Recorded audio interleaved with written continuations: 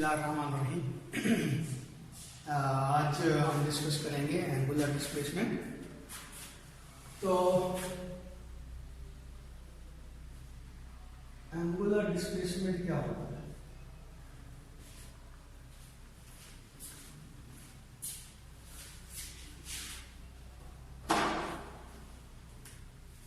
It is the angle subtended at the center of the circle by a moving body। यानी कि अगर एक body जो है वो सर्कल में मूव करती है तो बिल्कुल ये पॉइंट P1 है, ये पॉइंट P2 है, तो P1 से P2 बॉडी जो है वो मूव कर जाती है, यानी कि यहाँ से यहाँ तक बॉडी मूव कर जाती है। तो OP1 और OP2 जो रेडियाई बनते हैं इनके दरमियान ये जो एंगल बनता है ये एंगुलर डिस्प्लेसमेंट कहलाएगा। यानी कि ये देखें ऑब्जेक्ट यहाँ से यहाँ तक मूव कर गया डेल्टा टी टाइम के अंदर, तो पहले इसकी पोजीशन जो है रेडियस की वो ये थी, अब पोजीशन ये हो गई है।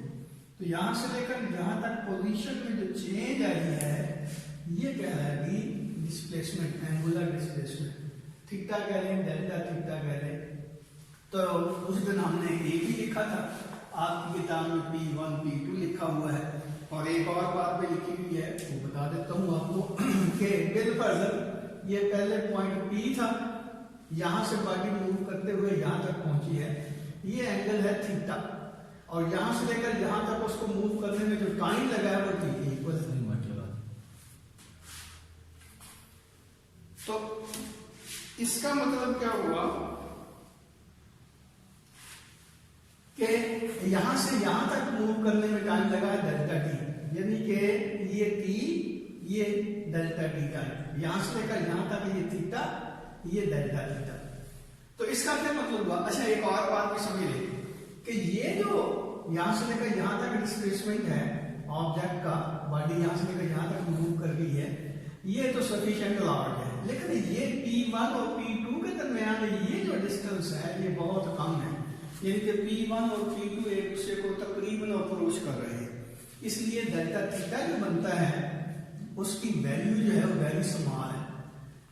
और उस दिन भी हमने डिस्कस किया था कि जब एंगुलर डिस्प्लेसमेंट की वैल्यू स्मॉल होती है तो उसको हम डील करते हैं एज अ वेक्टर, लेकिन अगर इसकी वैल्यू जो लार्जर हो जाती है तो फिर ये वेक्टर के तौर पर डील नहीं हम कर सकते।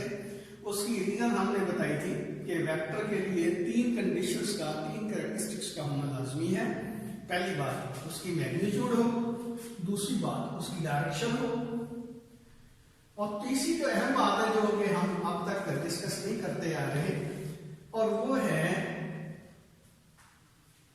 कि वेक्टर जो है वो लॉज ऑफ वेक्टर एडिशन को ओबे भी करे, यानी कि कम्यूटेटिव लॉ खास तौर पर, बल्कि जनरली हम कह सकते हैं obeys the laws of vector addition. Vector addition के जो कवानीन हैं वो भी वेक्टर जो है उसको सेटिस्फाई करना चाहिए, तो तब हम कहते हैं कि ये वेक्टर क्वांटिटी है। अब इसमें ये देखिए इस पे मैग्नीट्यूड भी दे सकते हैं, डायरेक्शन भी दे सकते हैं, जो हम अभी डिस्कस करेंगे, लेकिन जब लार्जर वैल्यू थीटा की होती है तो ये कम्यूटेटिव लॉ को ओबे नहीं करता, यानी कि कम्यूटेटिव लॉ में हमने ये पढ़ा था एडिशन में a प्लस बी जो होता है वो b प्लस a के इक्वल होता है। a और b दो वेक्टर हैं, जब उनकी पोजीशन इंटरचेंज कर देते हैं तो उसके रिजल्ट में कोई फर्क नहीं पड़ता है। मीन एडिशन ऑफ वेक्टर जो है वो कम्यूटेटिव लॉ को ओबे करती है, लेकिन ये थीटा जो है जब इसकी लार्जर वैल्यू होती है तो उस वक्त a plus B B plus a के इक्वल नहीं होता, और जब इसकी वैल्यू वेरी स्मॉल होती है तो फिर हम कह सकते हैं a plus B B plus a, यानी कि कह सकते हैं theta plus phi is equal to phi plus theta. लेकिन कब? When theta and phi are very small, जब इसकी वैल्यू जो बहुत स्मॉल होती है तो उस वक्त हम ये कह सकते हैं कि थीटा और फाई और थीटा का एड सम होगा वो आपस में इक्वल होगा। बहरहाल आपके लेवल की शायद ये बात ना ही है, आपकी किताब में ये बात नहीं पॉइंट आउट की गई, लेकिन मैं बताना लाजमी समझता था ताकि बच्चों के दिल में ये कंफ्यूजन ना रहे कि स्मॉल क्वांटिटी के लिए थीटा जो है वो वेक्टर है, लार्जर वैल्यू के लिए वेक्टर नहीं है। तो इसका मतलब बेसिकली ये होता है कि वेक्टर जो है उसमें ये तीन कैरेक्टरिस्टिक्स का पाया जाना लाजमी होता है। तो चूंकि ये लॉ ऑफ वेक्टर एडिशन जो है यानी कम्यूटेटिव लॉ जो है ये एंगुलर डिस्प्लेसमेंट और लार्जर वैल्यू के लिए ओबे नहीं करता, इसलिए हम कहते हैं कि ये लार्जर वैल्यू के लिए थीटा जो होगा यानी एंगुलर डिस्प्लेसमेंट वो वेक्टर नहीं होगा स्मॉलर वैल्यू के लिए, और से वैल्यू इतनी स्मॉल हो कि अप्रोच करे जीरो को, तो उस वक्त हम कह सकते हैं कि ये वेक्टर क्वांटिटी।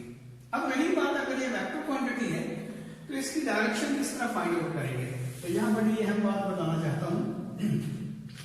देखिए अगर एक ऑब्जेक्ट जो है रोटेट कर रहा है तो उसकी जो वेलोसिटी है और उसका जो डिस्प्लेसमेंट है उसकी डायरेक्शन हर पॉइंट के ऊपर चेंज हो रही है। लीनियर डिस्प्लेसमेंट की बात कर रहा हूं, यानी कि जब ऑब्जेक्ट यहां पे होगा उसकी डिस्प्लेसमेंट की डायरेक्शन ये होगी, यहां पे होगा डिस्प्लेसमेंट की डायरेक्शन ये होगी, और यहां पे होगा डिस्प्लेसमेंट की मीन ये डिस्प्लेसमेंट की डायरेक्शन होगी वो longer tangent to the circular path होगी। किसी भी पॉइंट का जो टेंजेंट होगा वो लीनियर डिस्प्लेसमेंट की डायरेक्शन होगी। इसका मतलब ये हुआ कि ये अगर बिल्कुल हमारे पास डिस्क है तो इसका कोई भी ऐसा पॉइंट नहीं है जिसका लीनियर डिस्प्लेसमेंट जो है वो कांस्टेंट रहता है, क्योंकि हर पॉइंट के ऊपर उसकी डायरेक्शन जो है तब्दील हो रही है, चाहे मैग्नीट्यूड सेम ही हो। तो आपको पता है वेक्टर क्वांटिटी में अगर डायरेक्शन भी चेंज हो तो भी वेक्टर जो है वो चेंज हो जाता है। लेकिन ये पॉइंट ऐसा है जिसका एंगुलर डिस्प्लेसमेंट जिसका लीनियर डिस्प्लेसमेंट हमेशा जीरो के बराबर रहता है। कि यहाँ अगर हम कहेंगे इसका लीनियर डिस्प्लेसमेंट कितना है तो ये नल वेक्टर होगा, यानी कि ये वो पॉइंट है जो डिस्प्लेस नहीं हो रहा, और ये पॉइंट जो है अगर ये सारे का सारा एक्सेस जो है इसके ऊपर ये पॉइंट लेते जाएं तो इसके अबाउट अगर कोई भी ऑब्जेक्ट जो है यानी कि हम रख देते हैं ऐसे कि वो उसका ये एक्सिस ऑफ रोटेशन हो जाए, तो एक्सिस ऑफ रोटेशन के ऊपर डिस्प्लेसमेंट की लीनियर डिस्प्लेसमेंट की वैल्यू जीरो या नल वेक्टर के बराबर होती है। इसका मतलब वहां प्योरली एंगुलर डिस्प्लेसमेंट होता है। तो इसका मतलब ये हुआ कि हम कह सकते हैं कि एंगुलर डिस्प्लेसमेंट जो है उसकी डायरेक्शन जो होगी इस एक्सिस ऑफ रोटेशन के पैरेलल होगी। अब ये देखिए कि ये जो बॉडी है ये रोटेट कर रही है सर्कुलर पाथ में, तो ये एक प्लेन के ऊपर जो सर्कुलर पाथ की बॉडी है रोटेट कर रही है, ये एक प्लेन बनता है। अब ये जो हमारा एक्सल है ये इसका परपेंडिकुलर है, और परपेंडिकुलर इसके दो बनते हैं, एक अपवर्ड डायरेक्शन में एक डाउनवर्ड डायरेक्शन में। अब हमने ये डिसाइड करना है कि एंगुलर डिस्प्लेसमेंट की अगर डायरेक्शन है तो फिर किस डायरेक्शन में है।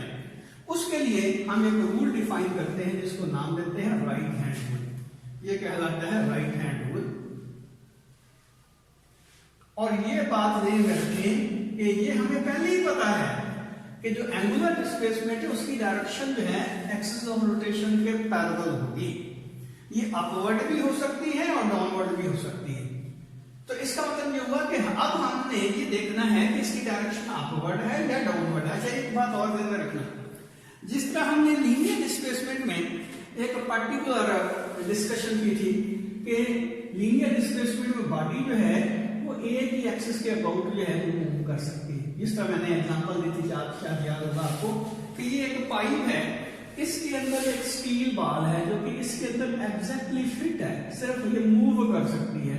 तो डेफिनेटली ये बॉल इधर जा सकती है, ये इधर जा सकती है, ना अप एंड डाउन मूव कर सकती है, ना फॉरवर्ड और बैकवर्ड इस तरह ये मूव कर सकती है, बल्कि ये इधर जा सकती है और इधर जा सकती है। तो ये जो है ये है लीनियर डिस्प्लेसमेंट, यानी कि इसमें जो स्टील बॉल है वो सिर्फ एक ही एक्सिस के अबाउट ये रोटेट कर सकती है। बिल्कुल इसी तरह यहां भी अपने केस को सिंप्लीफाई करने के लिए हम कहते हैं कि ये डायरेक्शन हो सकती है इस एक्सिस के अबाउट एंगुलर डिस्प्लेसमेंट की। इस तरह यहां लीनियर डिस्प्लेसमेंट की ये डायरेक्शन हो सकती है या ये डायरेक्शन हो सकती है, यानी कि उसकी डायरेक्शन हम चेंज नहीं कर सकते। ये एक्स एक्सिस है तो पॉजिटिव एक्स एक्सिस की तरफ हो सकती है या नेगेटिव एक्स एक्सिस की तरफ हो सकती है। तो यहां भी ये इसका एक्सिस ऑफ रोटेशन जो है वो फिक्स्ड है। एक्सिस ऑफ रोटेशन के पैरेलल जो है वो एंगुलर डिस्प्लेसमेंट की डायरेक्शन होगी। तो अब हमने ये देखना है कि ये इसकी डायरेक्शन अपवर्ड होगी या राइट डाउनवर्ड होगी। उसके लिए हम ये राइट हैंड रूल इस्तेमाल करते हैं। तो इसमें क्या है, हम ये देखते हैं कि जो ऑब्जेक्ट रोटेट कर रहा है उसकी डायरेक्शन ऑफ रोटेशन क्या है। तो जिस डायरेक्शन में बॉडी रोटेट कर रही है उसी डायरेक्शन में अपने राइट हैंड के लिए जो उसको रोटेट कर देते हैं।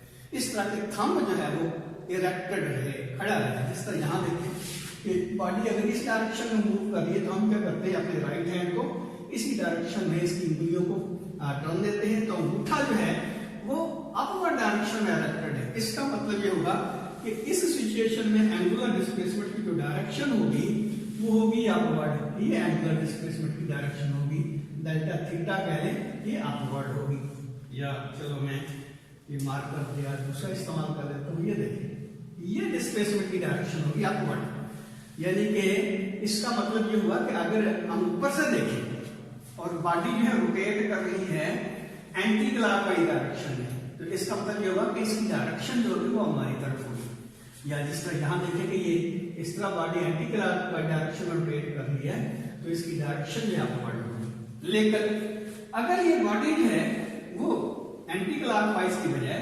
क्लॉकवाइज डायरेक्शन में रोटेट करती है, यानी कि बॉडी जो है ये देखिए इसका एक्सिस ऑफ रोटेशन ये और बॉडी रोटेट कर रही है इस डायरेक्शन में ऐसे, इधर इसकी जो एंगुलर डिस्प्लेसमेंट है, सॉरी लीनियर डिस्प्लेसमेंट की डायरेक्शन ये ऐसे रोटेट कर रही है। तो फिर भी हम राइट हैंड को इस्तेमाल करेंगे, लेकिन अपनी राइट हैंड की जो फिंगर है वो उसी डायरेक्शन में रोटेट कर रही है जिस डायरेक्शन में बॉडी रोटेट हो रही है। तो ये देखें इस डायरेक्शन जब हम रोटेट करेंगे तो थंब जो होगा ये डाउनवर्ड डायरेक्शन में आएगा। इसका मतलब ये हुआ कि अब एंगुलर डिस्प्लेसमेंट की डायरेक्शन जो है पहले के मुकाबले में अपोजिट होगी। तो सिंपल बात क्या हुई कि अगर एक बॉडी जो है वो एंटी क्लॉकवाइज या काउंटर क्लॉकवाइज में रोटेट करती है तो उसकी डायरेक्शन जो है वो अपवर्ड होगी। अगर हम उसको देख रहे हैं बॉडी को रोटेट कर रही और बॉडी जो है हमारे लिहाज से वो एंटी क्लॉकवाइज डायरेक्शन में रोटेट कर रही, तो इसका मतलब ये होगा कि उसके एंगुलर डिस्प्लेसमेंट की डायरेक्शन जो है हमारी तरफ होगी।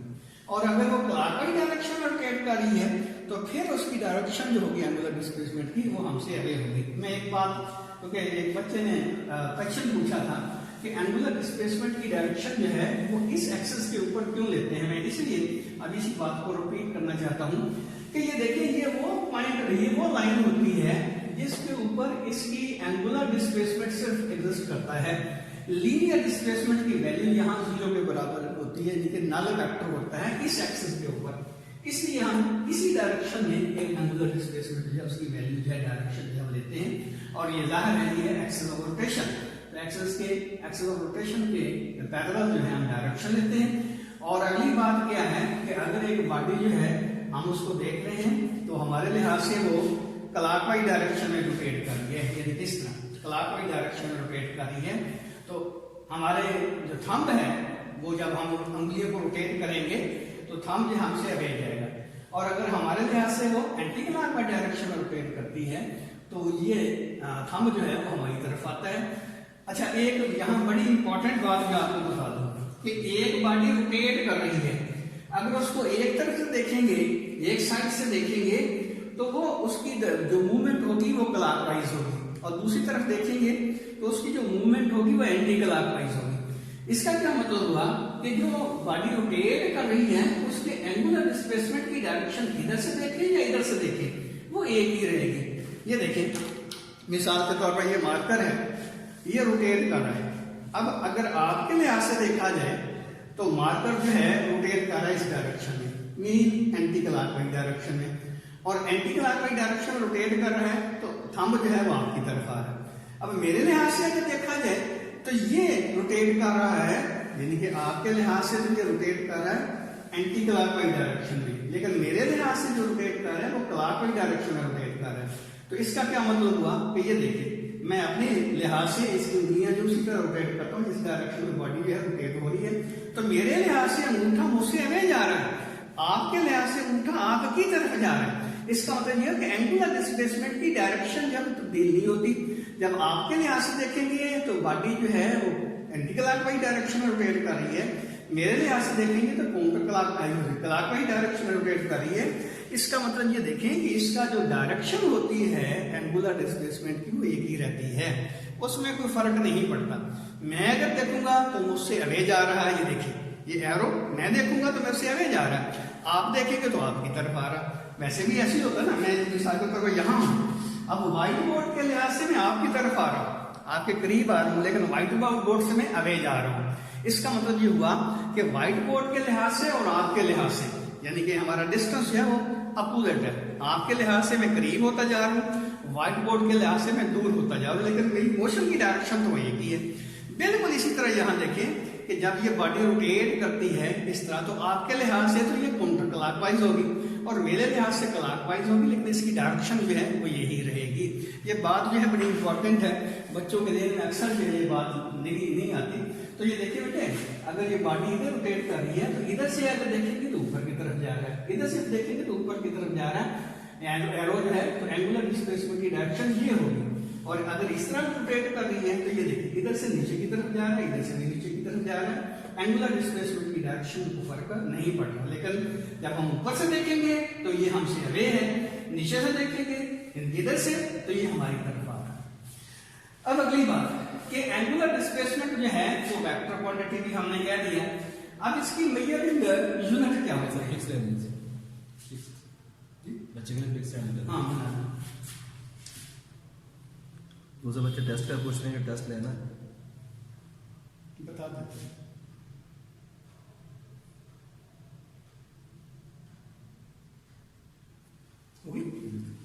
अच्छा बेटे, अब हम ये देखना चाहते हैं कि इसके मेजरिंग यूनिट क्या है, यानी कि एंगुलर डिस्प्लेसमेंट को मेजर करने के लिए कौन से यूनिट्स हम इस्तेमाल करते हैं। तो आमतौर पर आपको पता है हम डिग्रीज में मेजर करते हैं, और क्या कहते हैं कि डिग्री में रेवोल्यूशन मेजर कर सकते हैं एंगुलर डिस्प्लेसमेंट, यानी कि कितने चक्कर मुकम्मल हुए हैं, कितनी डिग्रीज हुई हैं। लेकिन ये दोनों ऐसे यूनिट नहीं है। ऐसे यूनिट जो है एंगुलर डिस्प्लेसमेंट के वो है रेडियन। अब रेडियन क्या होता है? बेसिकली रेडियन वो एंगल है, ये मैं इसी एग्जाम्पल जो डायग्राम है इसको इस्तेमाल कर लेता हूं। मेरा ख्याल में मेरी बात समझ आ जाएगी आपको कि देन फर्दर ये यहां से लेकर यहां तक का डिस्टेंस है, यानी कि P1 जो डिस्टेंस है वो इक्वल है रेडियस ऑफ द सर्कल के, यानी कि ये जो रेडियस है जितना ये डिस्टेंस उतना ही है डिस्टेंस। P1 डिस्टेंस है रेडियस के बराबर। तो ये जो थीटा होगा, ये वाला एंगल जो सेंटर के ऊपर बन रहा है, ये थीटा जो है 1 रेडियन के बराबर होगा। इसका क्या मतलब हुआ? Radian is the angle subtended at the centre of the circle by an arc. ये कहलाता है आर्क, आर्किटेक्चर, आर्क। पहले आपको पता कि पुरानी बिल्डिंग जो होती थी उसमें इस तरह बीम वगैरह तो नहीं हुआ होते थे, तो वो आर्किंग किया जाता था। यानी कि आगे देखिए ये जो पुराने रेलवे स्टेशन है, हमारा तो खैर अब नया बन गया है, तो उसमें भी ये गुंबद नुमा चीजें अपना छत जो है बनाते थे, उसमें आर्किंग होती थी। तो ये आर्क, ये भी देखिए ये जो लाइन है ये स्ट्रेट नहीं है, इसमें हम है, ये कहलाएगा आर्क। और यहां से लेकर यहां तक जो इसकी आर्क की लेंथ होगी, अगर वो 1 रेडियस के बराबर हो, यानी कि OP से जो डिस्टेंस है OP के दरमियान, वो P1 के दरमियान डिस्टेंस के इक्वल हो जाए, तो ये जो एंगल सेंटर से ऊपर बनता है वो 1 रेडियन के बराबर होगा। तो सिंपली बात क्या हुई कि radian is the angle subtended at the centre of the circle. ये सर्कल का ये सेंटर बनता है एट अपना by an arc whose length is equal to the radius of the circle. जितनी ये लेंथ है उतनी ये लेंथ है, तो ये थीटा जो है 1 रेडियन के बराबर होगा। तो इसका मतलब ये होगा कि अगर यहां से लेकर यहां तक डिस्टेंस जो है, जिसको हम आर्क लेंथ कह सकते हैं, ये 1 आर्क के इक्वल होगा, तो सेंटर के ऊपर जो एंगल बनेगा वो 1 रेडियन के बराबर होगा। अब एक बड़ी इंपॉर्टेंट रिलेशन जो है हम देखना चाहते हैं, खासतौर पर मैं एग्जांपल देता हूं कि आप साइकिल या मोटरसाइकिल चलाते हैं, तो आपका जो पहिया वो तो रोटेट करता है, लेकिन आप फॉरवर्ड डायरेक्शन में मूव कर रहे हैं, आपकी मोशन जो है ओवरऑल वो लीनियर मोशन है, लेकिन आपका जो पहिया है वो दोनों मोशन जो है वो ट्रेवल कर रहा है, लीनियर मोशन भी और सर्कुलर मोशन भी। तो अब हम सर्कुलर मोशन को यानी कि सर्कुलर डिस्प्लेसमेंट को लीनियर डिस्प्लेसमेंट के साथ कोरिलेट करना चाहते हैं, तो क्या करेंगे, यहां देखें, यहां से लेकर यहां तक ये हुआ आर्क लेंथ और ये हुआ आर। तो इसका क्या मतलब हुआ, अगर हम कोई भी सर्कल लेते हैं, मिसाल के तौर पर ये कोई इंडिपेंडेंट सर्कल है हमारे पास, तो हम यहां से लेकर यहां तक वेपर मूव कर जाते हैं। तो यहां से यहां तक मूव करने में हम देखना ये चाहते हैं कि ये थीटा जो है कितने रेडियन के बराबर। तो हम क्या करेंगे, हमने ये देखा यहां कि अगर आर्क लेंथ एक आर्क के बराबर हो तो एंगल जो है एक रेडियन होगा। तो हम क्या करेंगे, यहां से लेकर यहां तक इसको कह लेंगे एस। तो यहां से लेकर यहां तक ये जो डिस्टेंस है इसमें देख लेंगे कि आर कितने हैं, जितने इसमें आर होंगे वही रेडियन के बराबर उतने ही रेडियन बनेंगे। यानी कि बिल्कुल ऐसे समझिए कि अगर आपके पास 100 रुपए का नोट है, आप इसमें देखना चाहते हैं कि 10 रुपए के नोट कितने आएंगे, तो क्या करेंगे, इसको 10 पे डिवाइड कर देंगे, तो ये आपको समझ आ जाएगी ये 10 नोट आते हैं। अगर 20 रुपए का नोट देखना चाहते हैं तो जाहिर है ये 5 नोट आएंगे। तो कहना यह चाहता था कि यहां से लेकर यहां तक हम आर की तादाद देखना चाहते हैं, तो क्या करेंगे, एस को आर से डिवाइड कर देंगे, तो ये आर की तादाद आ जाएगी, 1 है, 2 है, 3 है, 4 है, और जितने आर होंगे उतने ही यहाँ रेडियन होंगे। मीन ये थीटा जो है ये तादाद को अब शो कर रहा है, रेडियन की तादाद को, थीटा रेडियन जो होगा वो एस ओवर आर के इक्वल होगा। मेरी बात को जरा गौर से समझने की कोशिश करें। एस क्या है, ये है आर्क लेंथ, और हम ये देखना चाहते हैं कि इस आर्क लेंथ में आर की तादाद कितनी है। तो जाहिर है इसको रेडियस से डिवाइड कर देंगे, तो रेडियस की तादाद ही हमारे पास आ जाएगी। अब जितनी तादाद आर की होगी उतने ही इसमें रेडियन होंगे। अगर हम कहते हैं कि ये तादाद जो थीटा है, इसका मतलब थीटा रेडियन के बराबर ये एंगल बनेगा। तो इसका सिंपल बात यह होगी कि एस ओवर आर जो है वो थीटा रेडियन के बराबर होगा। तो हम कह सकते हैं कि एस जो है वो आर और थीटा का प्रोडक्ट है, लेकिन theta should be, must be measured in radian, theta measured in radian. जब रेडियन में मेजर करेंगे तो फिर ये रिलेशन जो है वो एप्लीकेबल है। एस जो है यहां से लेकर यहां तक ये डिस्टेंस है, और आर इसका रेडियस है, और थीटा जो है ये रेडियन की इक्वल होगी, यानी इसके अंदर रेडियन आ गई। अब अगली बात ये है, हम ये देखना चाहते हैं कि एक डिग्री और एक रेडियन में क्या रिलेशन होती है। अब देखें कि अगर हम यहां से बिल्कुल चलना शुरू करते हैं और दोबारा बॉडी जो यहां तक आ जाती है, तो ये एस जो है उसकी लेंथ बनेगी 2 पाई आर की इक्वल, यानी कि यहां से लेकर यहां तक का जो ये सॉरी डिस्टेंस होगा ये 2 पाई आर के बराबर है। मीन सर्कमफ्रेंस जो होगा अपना सर्कल का उसके बराबर ये 2 पाई आर लेंथ आ गई। अब हम इसमें देखना चाहते हैं कि थीटा की तादाद कितनी है, तो थीटा किसके बराबर हो जाएगा, 2 पाई आर ओवर आर। तो आर से आर कैंसिल हो जाएगा, ये 2 पाई आ जाएगा, और ये 2 पाई रेडियन आ जाएगा। इसका मतलब ये हुआ कि पूरे सर्कल के अंदर जो रेडियन की तादाद है वो 2 पाई के बराबर होगी। एक बॉडी जो है वो पूरा सर्कल रोटेट कर लेती है, तो उसने जो एंगल स्वीप किया है वो 2 पाई रेडियन के बराबर होगा। और साथ ही साथ हमें ये पता है कि पूरे सर्कल में जो डिग्रीज की तादाद होती है वो होती है 360 डिग्री। इसका क्या मतलब हुआ, एक पूरे सर्कल में जब एक बॉडी पूरा सर्कल रोटेट करती है तो उसने एंगुलर डिस्प्लेसमेंट जो स्वीप किया है वो 2 पाई रेडियन के बराबर, और डिग्री के लिहाज से देखा जाए तो 360 डिग्री है। इसका मतलब 360 डिग्री जो है वो 2 पाई रेडियन के बराबर होगा। 360 डिग्री 2 पाई रेडियन के बराबर होगा, तो 1 रेडियन इसके बराबर होगा। 1 रेडियन आपके पास आ जाएगा 360 डिग्री डिवाइडेड बाई 2 पाई। तो ये इसको कैलकुलेट करें तो 57.3 डिग्री बनता है। इसका मतलब ये हुआ कि एक रेडियन जो होता है वो एक्चुअली 57.3 डिग्री के इक्वल होता है। तो मेरा ख्याल है कि ये बातें मेरी आपको समझ आ गई होंगी। अगर आपका कोई क्वेश्चन है तो पूछ सकते हैं इसको, तो वो मुझे